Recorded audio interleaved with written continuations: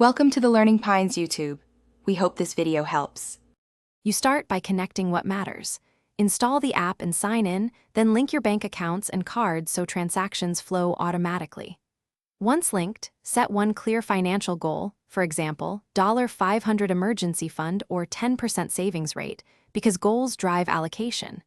Make sure to enable secure sync and notifications. This avoids manual entry and keeps data current. After this, move immediately to categorize existing transactions so your budget reflects reality and you can act on it. Now you build the budget. Create category groups like fixed, variable, savings, and debt, then assign monthly amounts based on income and goals. You do this so every dollar has a purpose. Prioritize high-impact categories such as bills and emergency savings first.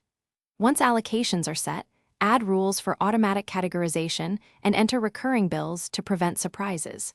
Use the app's split transaction tool for mixed purchases and review projected month-end balances to catch overspending early. Finish by syncing every linked account and enabling alerts for low balances, large transactions, and goal milestones so you're notified in real time. Make a habit of weekly quick reviews and a monthly reconciliation against statements to ensure accuracy. Export reports or back up the app data before major changes. If transactions stop updating, first force a resync, then clear cache or re-authenticate the bank connection. This usually resolves most sync issues and gets your planner back on track. Thanks for watching. Consider subscribing if we helped you.